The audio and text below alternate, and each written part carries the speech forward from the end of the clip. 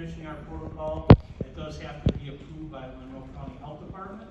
So if a student does not test positive, but is picked up in a close contact quarantine, we are looking to work with families to have them test out of that quarantine. So that's something in the works right now. Hopefully, that's about all I can say to address those two issues. I know that we can follow up with that individual more closely in detail on that personal situation. You're going to have to sign up to speak. Unfortunately, you can reach.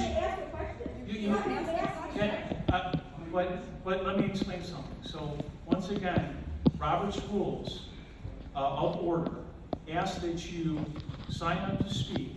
You're supposed to sign up to. Let me finish, please. Thank you. So, okay, I won't explain anymore. Thank you. Next speaker, please. My name is Ellen, and I'm a middle school student. I've always loved school. I had the choice during COVID to homeschooling, but I chose to be at Quest because I loved it so much. I was very excited to start middle school this fall, but I don't feel like I'm able to learn in this school. I'm not being given the mask breaks I'm supposed to be. In one class, my teacher doesn't really wear her mask at all, but yells if the students try to take a mask break. My biggest problem is that I don't feel like the teachers even care about us or respect us. A girl in my math class today was crying, and the teacher just yelled at her about her math and didn't even care what was wrong. When I was at Quest, everyone was kind and treated the students good. But now, I feel like I'm in prison. I'm worried that the teacher with the megaphone will come back out. I'm worried I will be yelled at in front of the class if I need to breathe for a quick minute. I don't mind wearing a mask at all, but it feels like they are more important than the students. My mom and I tried to talk to an administrator, but I still don't get the mask breaks and still get yelled at for lowering my mask below my nose to breathe. I don't even want to go to school anymore, and I'm planning to start homeschooling. I just want to feel like I'm treated with respect, given mask breaks, and I'm in a school I can learn in. Thank you.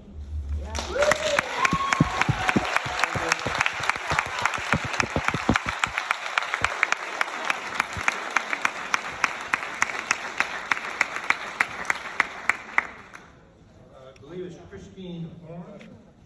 That doesn't break your heart, people. They sit there like stone. She just wants to breathe. We're testing for the county cold. I can't breathe. Okay, so I was just wondering, do you have any information if there's any vaccine mandate for COVID-19? I'm unaware at this point in time in the government making a decision to mandate a vaccination in K-12. So I am unaware of any of that information at this point in time. Are you or have you ever received funds, grants, state, local, federal money to have our kids be universally masked or vaccinated? Of course they do. We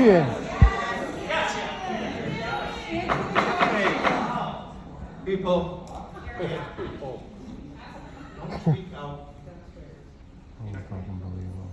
And if we as a community vote not to mandate the vaccine, will you as our representatives not enforce the mandate if one comes down?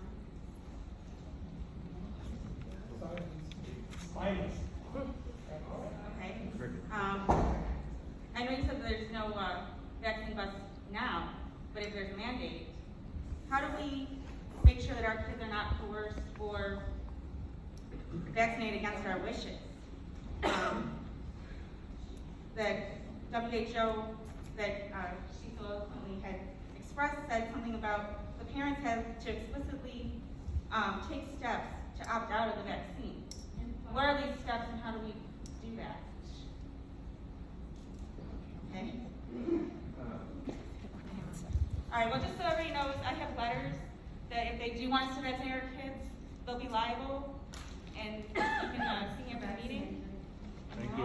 Okay, so it'll be for the person who administers the vaccine and the school district. Thank you.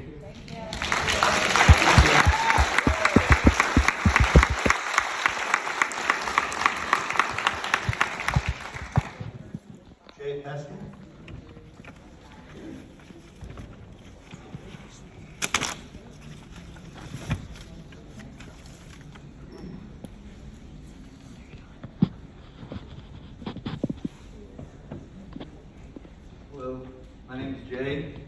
I'm a graduate of Hilton High School, class of 2003. Proudly unvaccinated. Yeah. Board of Education members, you guys get paid to do this. I want you to digest this because. Okay. You still get paid. I want you to digest this because I have enough on my chest and these parents have enough on their chest to write a novel. Okay? I hate the idea that you're the decision makers, whether it's the books available to kids, whether you determine what's offensive and what is not, and whether you determine what kids put in their body or what flag they have on their back. You're not the decision makers. These people are. There's one thing that you're better at, though, and that's pandering to illogical woke ideology. We are the groundbreakers. We are the earth movers. What we do here tonight and onwards affects our children. Your powers are imaginary, right? And ours are intrinsically given to us by God. And it's our duty to see them through. These parents deserve recognition, and they are the ones paying for this district. They are the voice of the voiceless. Let that sink in. So why is it that a book about being queer can be even potentially accessible in this school district as well as other questionable books? Do you have books that are geared towards heterosexuals, young teen pregnancies, and rape victims? I have conservative gay family members who find this disgusting. I have liberal democratic gay family members who find this appalling. We had a principal touching children in this district, and you want to remotely provide picture books that potentially cause PTSD for any child who was a victim. I am asking for all sexually and race-geared literature in this district to be reviewed for sensitivity. Do we have your attention?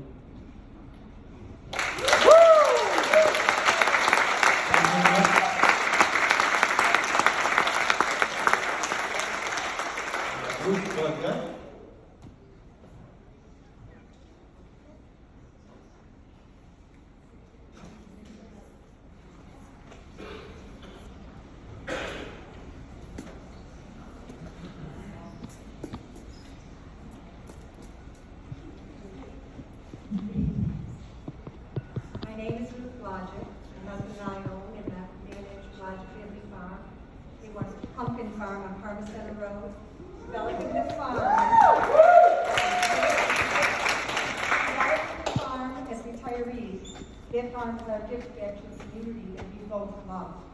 I have a long list to my credit of hair debt and name tag jobs. All things that kept me firmly in the midst of the regular Joes, which I think are the folks that we have here with us tonight, all of us. To quote It's a Wonderful Life, those are the folks that do most of the working and paying and living and dying in this community.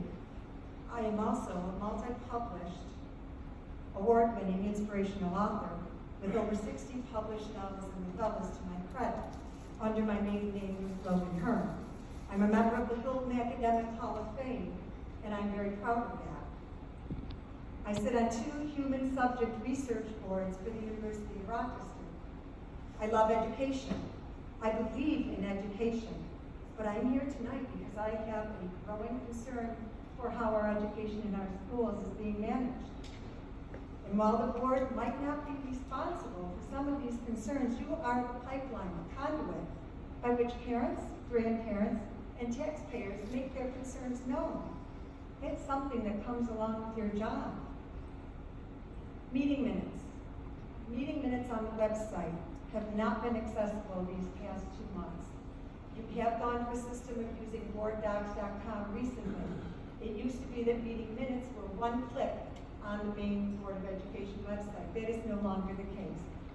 This should be rectified so that people who are interested, who can't get to meetings, can quickly go and see what has gone on, because this is a public policy. Make it easy for parents and people to access that information, please. My concerns grew when I saw the headlines a couple of weeks ago about people being arrested. I understand that I don't know the full story of what was going on here that night.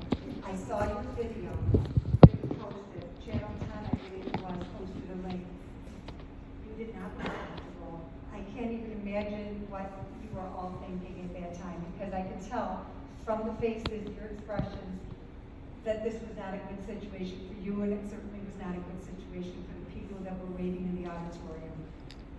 I think that it was not a good decision to pull the meeting and go back there. I think it was a decision that made you look less courageous than you are. And I think it was a decision that made you look disenfranchised from the community. And I would urge all of us to not make those kind of decisions again unless it is an absolute need, because we are a community.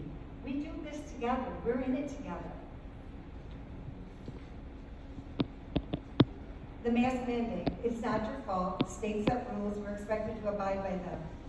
And unfortunately, my research does not show currently that anybody at the local, at the university, or at the federal levels is doing in-depth research to see what kind of effect this has on children. I can tell you from being involved with children for the last 25 years that the effect is not good. And I think you have seen that tonight. With that in mind, I just want to say a couple of short things. Last year, with the 3-day-a-week remote learning, I became the ad hoc instructor for 2 wonderful 5th graders from Quest. In less than a week, I realized that these 2 very smart children lacked proficiency in spelling, writing, and word usage, and sentence structure. I ordered grade 4 spelling curriculums and books on prefixes, suffixes, and root words. If you're wondering, the basis of language arts begins with the understanding of the framework of words. If you're wondering why our graduating seniors might be having a difficult time writing cohesive college application essays or 10th grade essays of the effect of war on European economies, go back 8 years and don't look at the parents. Let's look at our curriculum. The idea of children actually learning the basics of good writing is something they carry with them forever. And as an author, I can tell you, we are sorely lacking in that department in many ways. Your 3 minutes are up, ma'am. Thank you. I will finish up.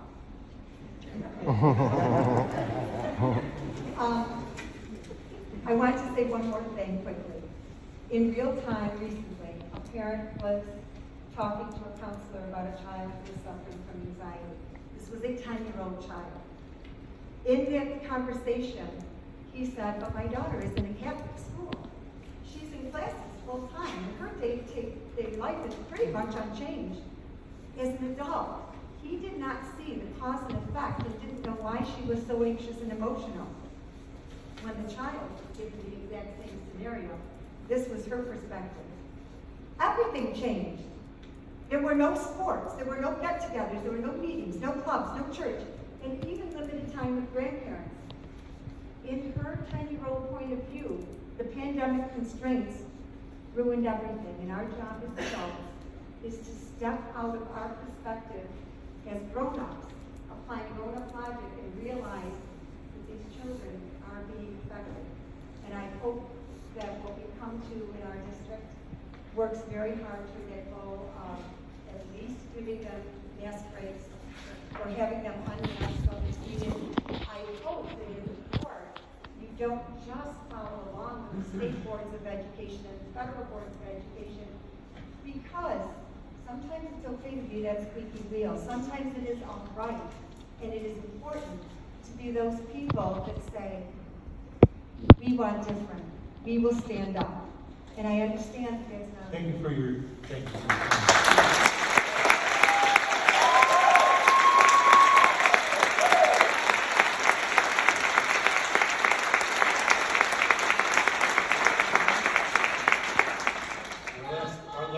Our last speaker is Jim Barroso, please.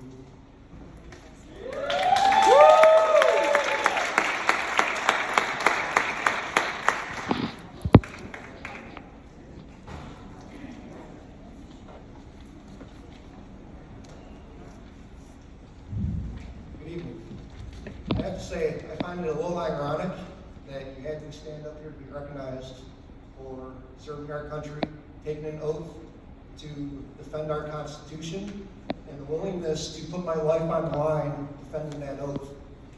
And then 2 weeks ago, I was arrested for trespassing exercising those rights. It's respect.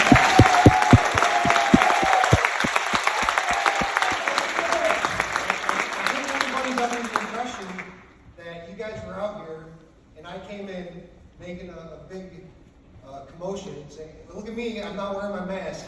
That's not what happened.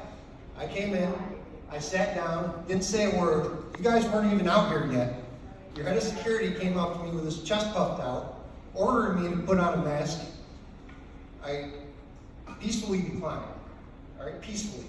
There was no reason for the police to be called. There was no reason for you guys not to come out here and take our comments. It's disgusting. You should all be ashamed of yourself. You can sit up here and say that you don't see the vaccine mandate coming. We all know it's coming. And you guys are going to be sitting here doing the same exact thing that you're doing for this mask mandate. Yep. And what's going to happen is we're going to pull our kids out of school. Does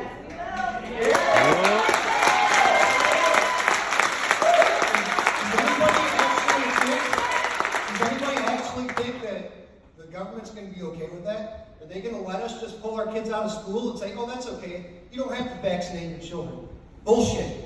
They're going to come after us. Yeah. They're going to put us in jail because there's going to be people just like your head of security all throughout echelons of the government. And they're going to come after us. So you guys either need to make a stand or please step aside.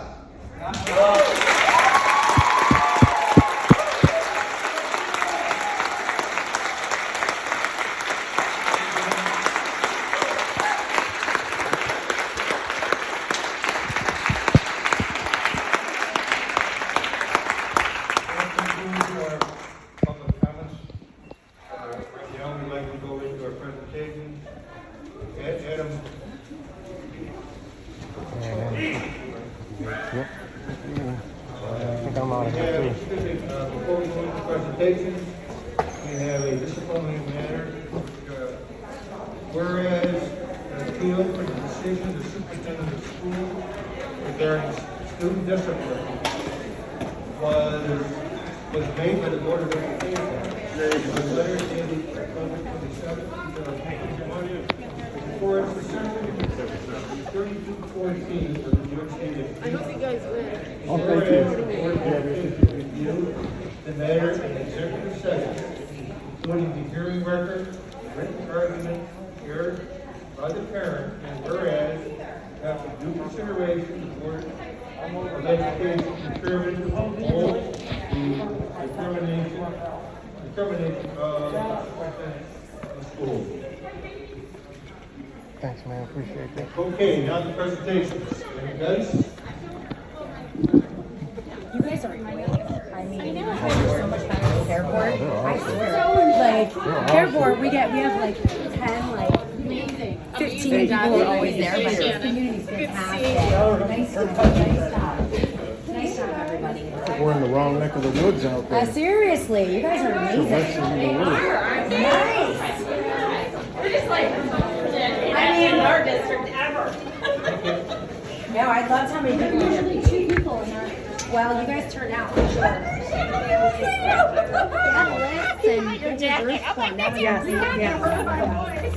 that's the way I've been doing. Yes, I'm glad that you said that needed to be addressed.